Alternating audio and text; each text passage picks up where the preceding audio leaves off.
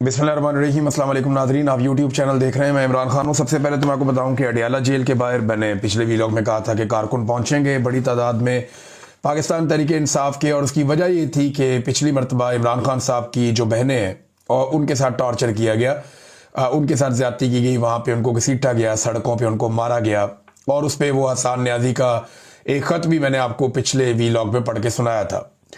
अब अडियाला जेल के बाहर एक तो खैबर पख्तूनख्वा की जानिब से बड़ी तादाद में कारकुन आए, दूसरा पंजाब से आलिया हमजा ने कहा कि जो टिकट होल्डर्स हैं और जितने भी लोग वहाँ पे उम्मीदवार हैं या ओहदेदारान हैं वो सारे पहुँचे। तो अडियाला जेल के बाहर यहाँ पे भी बहुत बड़ी तादाद में लोग आ गए, पंजाब से भी, और फिर ISF की एक बड़ी अच्छी खासी तादाद ने इसमें शिरकत की है, नौजवान बड़ी तादाद में। शाहिद खटक, मीना खान अफरीदी, अल्लामा राजा नासिर अब्बास साहब, शौकत बसरा साहब, बहुत सारे वकला भी आए हैं। तो एक बड़ी तादाद है लोगों की जो अलीमा खानम और नौरीन खानम के साथ मौजूद है अडियाला जेल के बाहर। छोटी मोटी झड़पें भी हुई हैं पुलिस के साथ, और इस मरतबा कारकुनों की तादाद हज़ारों में है। जो मीडिया के लोग जिनसे मेरी बात हुई, मैंने कहा जी मुझे एग्जैक्ट आप सिचुएशन बताएं, तो उन्होंने कहा जी हज़ारों कारकुन पहुंचे, कुछ कारकुन वापस भी गए हैं। जब रात हुई है तो कुछ कारकुन वापस चले गए हैं सारा दिन इंतज़ार करके, और वो ये इंतज़ार कर रहे थे कि इमरान खान साहब की बहनों की मुलाकात करवाई जाएगी इमरान खान साहब से, तो अंदर से कोई पैगाम बाहर आएगा, लेकिन मुलाकात फिर नहीं करवाई गई। और इस वक्त जब मैंने आखिरी टेलीफोन कॉल किया तो 400 के करीब लोग अलीमा खानम के साथ और इमरान खान की दीगर बहनों के साथ वो अडियाला जेल के बाहर बैठे हैं। इन्होंने जब बढ़ने की कोशिश की अडियाला जेल की जानिब, तो फिर पुलिस की भी बहुत बड़ी नफरी थी, सैकड़ों की तादाद में पुलिस वाले भी इकट्ठे किए हुए थे। तो सारा दिन पुलिस जो है वो लड़ाई झगड़ा कर नहीं पाई। उसकी एक बड़ी वजह यह थी कि कारकुनों की तादाद बहुत बड़ी थी, और दूसरा इस वक्त रियासती इदारे नहीं चाहते, क्योंकि मौजूदा रजीम नहीं चाहता कि कोई नई बड़ी लड़ाई हो जाए। लेकिन इमरान खान साहब से मुलाकात भी वो नहीं करवा पा रहे, बल्कि एक गैर मुल्की सफ़ीर को मुबैना तौर पर उन्होंने ये भी कहा कि जी बाद में हम कंपनसेट कर देंगे, थोड़ा टाइम हमें दे दें। तो एक आधा महीना मांगा गया था, लेकिन देखें मुलाकातें तो करवानी पड़ेंगी। जब आसिम मुनीर साहब महफूज महसूस करेंगे कि अब उन्हें कोई खतरा नहीं है, तो फिर वो इमरान खान साहब की मुलाकातें दोबारा खोल देंगे। ताकत तो बहुत हासिल कर ली आसिम मुनीर साहब ने मौजूदा निज़ाम के अंदर, ताहयात इस्तिस्ना है, ताहयात मुरात है, ये सारी चीज़ें हैं। बहरहाल झड़पें हुई, उनमें हंगू के MNA यूसुफ खान साहब वो नजर आए, बाकायदा वो जख्मी हो गए। कुछ पाकिस्तान तहरीक इंसाफ के कारकुनान जो हैं वो जख्मी हुए, कुछ जगह पे जो है वो कारकुनान ने मुज़ाहमत भी की। पुलिस की जो एंटी रॉयट फोर्स है वो बहुत बड़ी तादाद में वहाँ पे पंजाब हुकूमत ने खड़ी की हुई है अडियाला जेल के बाहर। ऐसा हमने कभी नहीं देखा। नवाज शरीफ साहब की जब मुलाकात होती थी तो बाकायदा PMLN के लोग जाते थे, उनकी गाड़ियां जाती थी और बाकायदा पार्किंग में गाड़ियां लगती थी, पुलिस वाले उनको जो है वो सलाम करते थे, और ये लोग लिस्टों के मुताबिक अंदर बार बार मुलाकातों के लिए जाते थे। मीडिया के लोग जाते थे, उनके लिए अलग एक पूरा पार्किंग का इंतजाम बनाया हुआ था, बाहर जो है वो कैंप लगा हुआ था, खाने पीने का प्रॉपर इंतजाम होता था, बहुत फैसिलिटेट किया जाता था इमरान खान साहब के दौरे हुकूमत में। जब उस्मान बुज़दार वज़ीर आला था पंजाब का, ये उस्मान बुज़दार से आप पूछ सकते हैं कि किस किस्म के इंतजाम थे। उस वक्त एक ब्यूरोक्रेट जो होम सेक्रेटरी था पंजाब का, वो तो बहुत फैसिलिटेट करता था, बाकायदा वो अहकामात लेता था। पंजाब हुकूमत के मुलाजिम होने के बावजूद वो PMLN से अहकामात लेता था। तो अब सूरत हाल ये है कि यहाँ पे अलीमा खानम ने ऐलान किया कि हम कल सुबह तक यहाँ पे धरना देंगे। अगर इमरान खान साहब से हमारी मुलाकात नहीं करवाई जाती तो फिर ये लंबा धरना चलेगा, इसके ऊपर ये लोग एहतजाज करेंगे। तो ये अडियाला की सिचुएशन है, इसमें कोई डेवलपमेंट होगी मैं आपके साथ शेयर कर दूंगा। सैकड़ों कारकुनों के साथ अभी भी काफ़ी बड़ी तादाद में लोग वहाँ बैठे हैं। बैरिस्टर गौहर वहाँ पे आए थे, उन्होंने अपना एहतजाज रिकॉर्ड करवाया और उसके बाद बैरिस्टर गौहर वापस चले गए। तो आज के दिन भी इमरान खान साहब की फैमिली की मुलाकातें नहीं करवाई गई, और ना ही मुलाकातें वकला की करवाई गई। तो कैद तन्हाई जो है इमरान खान साहब की, अब जब मैं ये वीलॉग रिकॉर्ड कर रहा हूँ तो अब तक जारी है। DG ISPR ने सहाफ़ियों से मुलाकात की, आजकल काफ़ी एक्टिव है। थोड़े दिन पहले ये मुख्तलिफ तालीमी इदारों में भी जा रहे थे, मदरसे के अंदर भी नज़र आए कि वहाँ पे इन्होंने बड़ी गर्मजोशी के साथ इनका इस्तकबाल भी किया गया। DG ISPR का इनके माथों के बोसे भी लिए गए, और DG ISPR मदारस में भी पहुँचे। एक मदरसे के अंदर वहाँ पे कुछ बातचीत हुई, उसका अहवाल भी है। लेकिन अभी जो है वो मुलाकात की है जो सीनियर सहाफ़ी हैं, कुछ एंकर्स हैं, उनके साथ DG ISPR ने। इस मुलाकात में क्या बातचीत हुई, ये कुछ चीज़ें मैं आपके सामने रख देता हूँ। जो मेन चीज़ें हैं, एक तो उन्होंने जो अफगानिस्तान में तालिबान हुकूमत है उनको कहा कि तालिबान जो है वो हुकूमत एक रियासत की तरह जो है वो फैसला करे, नॉन स्टेट एक्टर्स की तरह फैसला ना करें। फिर उन्होंने कहा जी कि तालिबान हुकूमत कब तक अबूरी रहेगी, यानी पाकिस्तान की इस्टेब्लिशमेंट को इस बात की फिक्र है कि अफगानिस्तान में एक अवामी मुंतखब हुकूमत होनी चाहिए, लेकिन क्या पाकिस्तान में एक अवामी मुंतखब हुकूमत है? इसका जवाब सारे पाकिस्तानी जानते हैं। फिर उन्होंने कहा जी नॉन कस्टम पेड गाड़ियां जो है इन पर फौरी तौर पर पाबंदी लगाई जाए, दहशतगर्दी के वाकयात में इन गाड़ियों को इस्तेमाल किया जाता है। नॉन कस्टम पेड गाड़ियों का धंधा बहुत बड़ा है। ये गाड़ियां अफगानिस्तान से पाकिस्तान में दाखिल होती हैं और इनको पाकिस्तान के कई इलाकों में चलाया जाता है, कबायली इलाकों में, इवन स्वात में, ऊपर गिलगित बल्तिस्तान में, बहुत सारे एरियाज में ये गाड़ियां चलाई जाती हैं जो नॉन कस्टम पेड गाड़ियां हैं, और इनकी स्मगलिंग के अंदर बाकायदा बहुत पैसा बनाया जाता है और बॉर्डर पे खड़ी हुई सिक्योरिटी फोर्सेस भी इसके लिए जिम्मेदार हैं। अच्छा जी, इसके बाद उन्होंने एक स्टेटमेंट दिया डीजी आईएसपीआर ने। उन्होंने कहा जी ब्लड और बिजनेस ये एक साथ नहीं चल सकते, यानी जहां पे खून बह रहा हो और साथ आप कारोबार भी करना चाहें। ये अफगानिस्तान के तनाजुर में इन्होंने बात की है। ऐसी ही बात इंडिया पाकिस्तान के बारे में करता था कि ट्रेड एंड टेररिज्म ये एक साथ नहीं चल सकता, यानी टेरर एंड ट्रेड एक साथ नहीं चल सकता। ये बात इंडिया पाकिस्तान के लिए करता था, आज पाकिस्तान वही बात अफगानिस्तान के लिए कर रहा है कि ब्लड और बिजनेस एक साथ नहीं चल सकते। इंडिया ने टी का वर्ड यूज किया, पाकिस्तान ने बी का वर्ड यूज किया, लेकिन दोनों तरफ एक नफरत है और वो बढ़ती जा रही है। यानी एक बॉर्डर के साथ फेंस लगाई इंडिया ने ताकि पाकिस्तान से वो महफूज रहे, और एक बॉर्डर के साथ फेंस लगाई पाकिस्तान ने ताकि अफगानिस्तान के साथ पाकिस्तान महफूज रहे और वहां से दहशतगर्दी पाकिस्तान में ना आए। अब दोनों तरफ जो है वो कार्रवाइयां होती रहती हैं। इंडिया वैसे ही पाकिस्तान को पसंद नहीं करता और अब ऐसा लगता है कि पाकिस्तान भी उसी तरह से अफगानिस्तान को पसंद नहीं करता। को ब्लड और बिजनेस एक साथ नहीं चल सकते। ये नहीं हो सकता कि हमारे पे हमले हो और हम तजारत करते रहें। एक और बात उन्होंने की, अफगानिस्तान के अवाम के हम खिलाफ नहीं है, हम दहशतगर्दी के खिलाफ हैं जो वहां से आती है।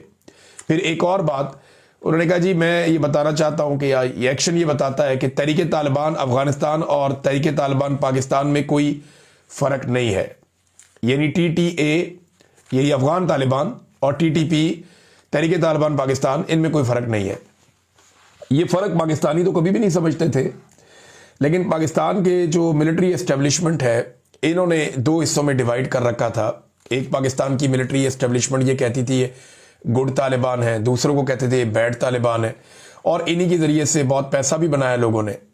यानी अली अमीन गंडापुर ने बताया और खैबर पख्तूनख्वा पुलिस ने बताया कि हमने जब भी कभी दहशतगर्दों को गिरफ्तार किया तो एजेंसियां आकर हमसे छुड़ा कर ले जाती थी कि ये हमारे असासे हैं, ये गुड तालिबान है, ये बुरे लोग नहीं है, तो इन्हें छोड़ दिया जाए। तो ऐसा बार बार होता रहा, लेकिन अच्छी बात है कि आज फौज ये कह रही है कि, और इन्हें समझ आ गई इस बात की, जो खेल इन्होंने बड़ा लंबा अरसा खेला कि गुड और बैड कुछ नहीं होता, जो हथियार उठा ले रियासत की मौजूदगी में और रियासत की रिट को चैलेंज कर दे, वो सब बैड ही होते हैं और उनके दरमियान में आप तफरीक नहीं कर सकते। उन्होंने कहा जी हम हक पर हैं, हक गालिब आएगा। फिर एक सियासी मामले पे उन्होंने गुफ्तगू की, क्योंकि जब DGISPR आते हैं तो कोई ना कोई सियासी बात तो हो जाती है। उन्होंने कहा जी कि एक सियासी जमात और दीगर अनासर के सोशल मीडिया अकाउंट बैरून मुल्क से ऑपरेट हो रहे हैं। ये तो नवाज शरीफ का अकाउंट भी बैरून मुल्क है, फजलुर रहमान का भी है, बेशुमार लोगों के जो अकाउंट्स हैं बैरून मुल्क से ऑपरेट हो रहे हैं। उन्होंने कहा कि ये सोशल मीडिया अकाउंट रियासत मुखालिफ मुहिम चला रहे हैं, ये DGISPR ने कहा। फिर उन्होंने कहा जी कि दहशतगर्दी के ऑपरेशन जो है वो 4910 किए गए हैं 4 नवंबर से अब तक, हजारों ऑपरेशन कर दिए। हर एक दिन के अंदर 232 ऑपरेशन एवरेज फौज कर रही है और 336 दहशतगर्दी के वाकयात हुए हैं। तो DGISPR ने एक लंबी चौड़ी प्रेस कॉन्फ्रेंस की है। उन्होंने ये भी कहा हम रियासत है, रियासत के तौर पर रद्दमल देते हैं। एक तो कोई इदारा रियासत नहीं होता, लेकिन अगर उन्होंने रियासत पाकिस्तान की नुमाइंदगी करते हुए ये बात की है फिर तो ठीक है, लेकिन रियासत जो है वो किसी इदारे का नाम नहीं है, इसके लिए आपको आइन को तब्दील करना पड़ेगा। DGISPR ने एक और बात कही कि ये बैरून मुल्क से अकाउंट जो है वो प्रोपेगेंडा करते हैं, रियासत मुखालिफ कोई बयानियां बनाते हैं। तो देखें, रियासत मुखालिफ बयानियां जो भी बनाएगा वो गलत है और उसकी तो सारे मजम्मत करेंगे, लेकिन इदारों की सियासत में मुदाखलत पर अगर लोग तनकीद करते हैं तो वो तो बिल्कुल दुरुस्त है। वो तो आईन भी इसकी इजाजत नहीं देता। इसके अंदर ना डिफरेंशिएट करना बड़ा मुश्किल हो जाता है। ये एक स्वीपिंग स्टेटमेंट देके सबको रगड़ देते हैं। ऐसे लोग जो पाकिस्तान के खिलाफ हैं या पाकिस्तानी रियासत के खिलाफ हैं, जो ये चाहते हैं पाकिस्तान तबाह बर्बाद हो जाए, उन लोगों को अलग रखना पड़ेगा। और वो लोग जो ये चाहते हैं कि पाकिस्तान के इदारे अपनी आईनी हुदूद के अंदर जाएं, जो लोग ये चाहते हैं कि मिलिट्री एस्टेब्लिशमेंट या पाकिस्तान के फौजी जर्नैल, साफ बात करें तो वो पाकिस्तान के फैसलों में अपना किरदार अदा करना बंद कर दें और मातहत के तौर पे काम करें, जो रियासत फैसला करे। और रियासत क्या है? अवाम की मुंतखब की हुई हुकूमत। मैंडेट का एहतराम किया जाए, रूल ऑफ लॉ होना चाहिए। ये ताहयात इस्तिस्ना वाली चीजें इस किस्म की नहीं होनी चाहिए। आइन का जो है वो बाजू मरोड़ के अपनी मर्जी के जो है वो शिकें शामिल नहीं करनी चाहिए। अदलिया को कंट्रोल नहीं करना चाहिए, मीडिया को काबू नहीं करना चाहिए। तो जो लोग इसके लिए आवाज उठाते हैं उन लोगों का तो पाकिस्तान को शुक्रिया अदा करना चाहिए कि उन्होंने पाकिस्तान में इंसाफ के लिए, पाकिस्तान में अवामी हुकूक के लिए आवाज उठाई है। पाकिस्तान के अंदर बैठ के ये मुश्किल हो जाता है, पाकिस्तान के बाहर से जो लोग उठाते हैं उन सबको सल्यूट करना चाहिए। DGISPR जो तलबा को मिलने गए वहां पे एक मदरसे में, यूनिवर्सिटीज में तो जा रहे हैं, कॉलेजेस में जा रहे हैं, और उन्होंने ये भी कहा कि रोजाना की बुनियाद के ऊपर ये दौरे हमारे एंगेजमेंट जो तलबा के साथ है वो जारी है। अब मैं सिर्फ एक बात पूछना चाहता हूं कि यही DGISPR और इनके साथ दीगर बहुत सारे और साथी हैं, ये मीडिया को ये कहते थे इमरान खान साहब की हुकूमत गिराते हुए कि हम 93% मकबूल है। इमरान खान सिर्फ 7% है, 93% हम मकबूल हैं। और अगर ये 93% मकबूल है या इनका बयानिया इतना मजबूत है, तो आज एक एक यूनिवर्सिटी, एक एक कॉलेज में, मदरारिस में जाके वहां तलबा के साथ घंटों गुजारने की क्या जरूरत है? इसका मतलब यह है कि उस वक्त जो आपके पास इंफॉर्मेशन थी या तो वो गलत थी, या आप गुमराह कुन बात कर रहे थे, या आपको खुद नहीं पता था, या आप गलत बयानी से काम ले रहे थे कि आपकी मकबूलियत 93% है। ये गलत साबित हो गया, क्योंकि अब आपको इदारों में जा जाकर फर्दन फर्दन तलबा को मिलकर उनको समझाना पड़ रहा है कि जनाब असल बात क्या है और गलत बात क्या है। फिर तलबा बड़े सख्त सवालात भी करते हैं। अच्छा, मदरसे के जो तलबा ने सवालात किए, इसको शहजाद अकबर साहब ने भी बताया, एक दो और लोगों ने रिपोर्ट किया, मैं हैरान हो गया कि वहां से ज्यादा बेहतर और सख्त सवालात आए हैं। उन्होंने सवालात उठाए कि दहशतगर्दी काबू क्यों नहीं होती, ये दहशतगर्द आते कहां से हैं? कल तक ये हीरो थे, मुजाहिद थे, आज ये दहशतगर्द कैसे बन जाते हैं? आपका ऊपर बंदा बदलता है, पॉलिसी बदल जाती है। तलबा ने बड़े सख्त सवालात किए और यहां तक हो गया कि DGISPR को भी सख्त जवाबात देने पड़ गए। बलूचिस्तान के मामले में बहुत सवालात हुए कि जो सरदार आपको पसंद होते हैं वो वहां पे इलेक्शन जीत जाते हैं, फिर उनको बड़ी बड़ी गाड़ियां और प्रोटोकॉल मिल जाते हैं, बाकी लोगों को दीवार से लगा दिया जाता है। फिर बलूचिस्तान के बच्चों के हाथों में बंदूकें किसने पकड़ाई, ये भी सवालात पूछे जाते हैं। तो बड़े सख्त सवालात हुए। कुछ सवालात के बारे में चुप करवाया गया, तलबा को उन्हें मौका नहीं दिया गया। लेकिन एक जुमला जो शहजाद अकबर साहब ने भी बताया DGISPR का, अगर तो ये जुमला वहां इन्होंने बोला तो बड़ी मायूसी वाली बात है। उन्होंने कहा जी कि बस हम हैं तो हम हैं, आपको पसंद नहीं है तो अमेरिका चले जाएं। ये क्या बात हुई? भी पाकिस्तान की फौज एक इदारा है जिसको पाकिस्तान की अवाम टैक्स के जरिए से पालती है और पाकिस्तान की अवाम अपनी हिफाजत के लिए रखती है। एक इदारा तो ये जुबान इस्तेमाल नहीं कर सकता कि हम हैं तो हम हैं, ऐसे तो नहीं होता। और पॉलिसी बनाना फौज का काम नहीं है, पॉलिसी बनाना तो सियासतदानों का काम है। सियासतदान बैठेंगे और वो पॉलिसी बनाएंगे। फजलुर रहमान ने बड़ा सख्त रद्द-ए-अमल दिया है ये जो ताहयात इस्तिस्ना इसके मामले के ऊपर। फजलुर रहमान साहब ने कहा जी कि क्या हमारे हुक्मरान जो हैं वो खुलफाए राशिदीन से भी बुलंद हो गए, कि हमारे खुलफाए राशिदीन खुद को पेश करते थे एहतसाब के लिए अदालत के सामने, वो अपने आप को पेश करते थे काजी के सामने कि ठीक है कोई चीज होती है तो हम जवाब दें। लेकिन क्या हमारे आज के हुक्मरान उनसे भी ज्यादा बुलंद हो गए हैं? फिर फजलुर रहमान साहब ने भी ये करार दे दिया कि ये गैर इस्लामी है, गैर शरई है। ये जो आपने अभी इस्तिस्ना ले लिया है ताहयात, इसकी इस्लाम में गुंजाइश नहीं है। और साथ उन्होंने एक मशवरा भी दिया।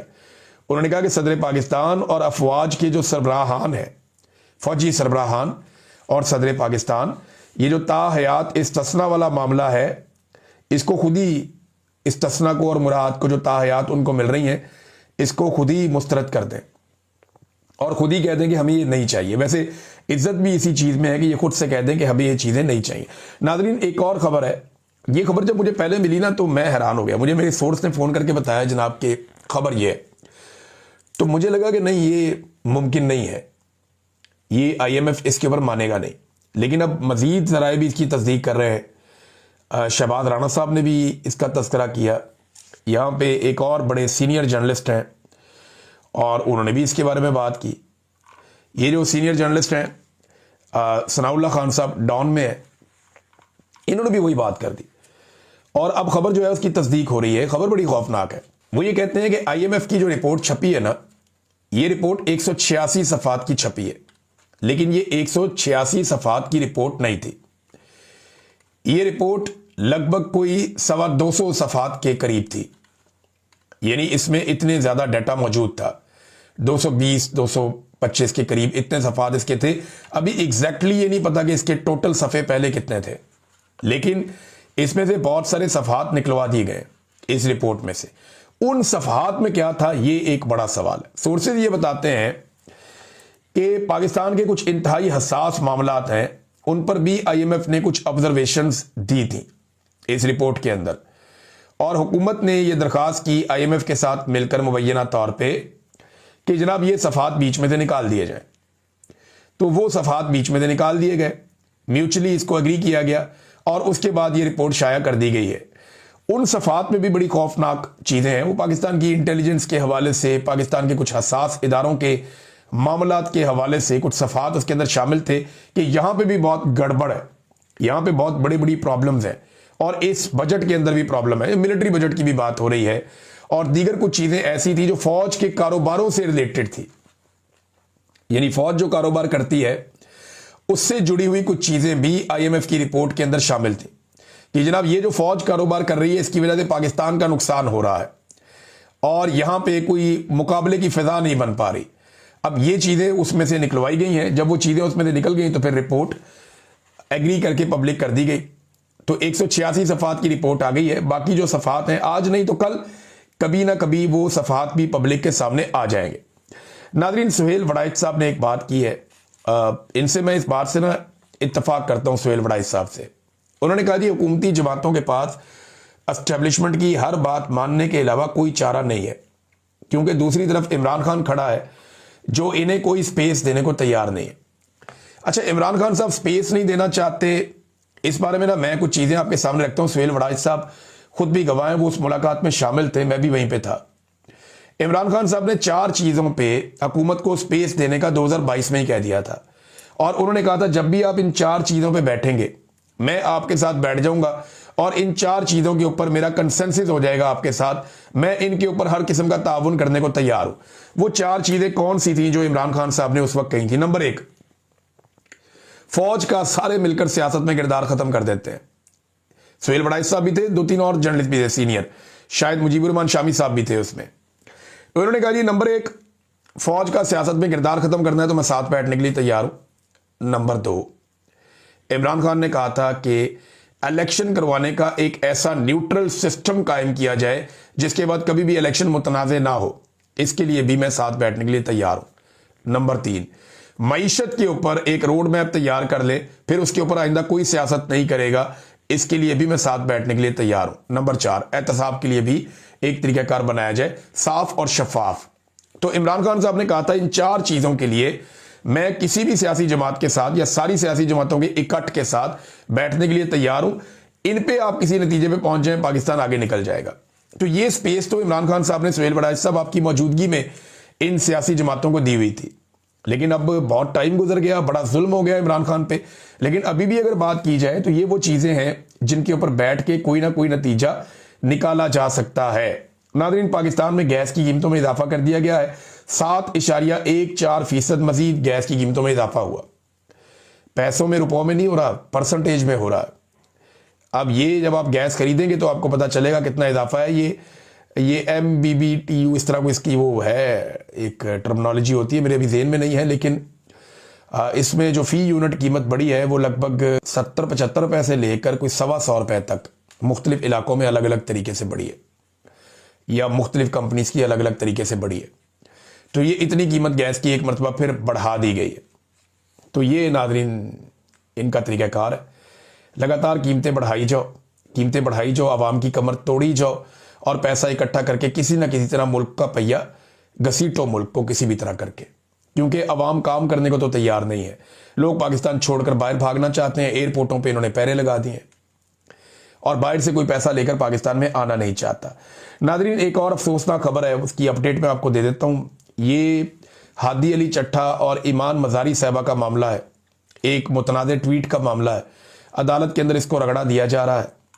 अब जो एक स्टेट कौंसल शकील जट साहब को लाया गया मैदान में, उन्होंने बड़ा अजीब इंकशाफ कर दिया। उन्होंने कहा जी मुझे 4 बजे पता चला कि कोई फाइल ही नहीं है, फिर मुझे 15 सवालात दे दिए गए। मुझे ये भी नहीं पता कि ये सवालात किसने दिए हैं, यानी कौन लिख लिख के सवालात दे रहा है। बस मुझे कहा गया आपने कल ये सवालात कर लेने हैं। फिर उन्होंने कहा जी मैं तो फेयर ट्रायल के हक में हूं, ये डिक्टेट किए गए सवालात मैं नहीं करता, मेरा ज़मीर ये गवारा नहीं करता। फेयर ट्रायल सबका हक है, अदालत तैयारी के लिए मुझे मुनासिब वक्त दे दे।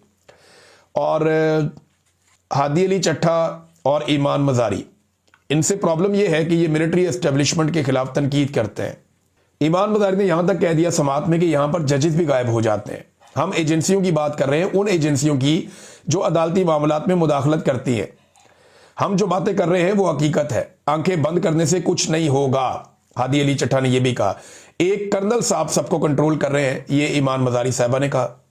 तो नादरीन, इनके साथ दोनों मियाँ बीवी के साथ सख्त ज्यादती हो रही है और बात सिर्फ इतनी है कि ये इंसानी हकूक के लिए आवाज उठाते हैं।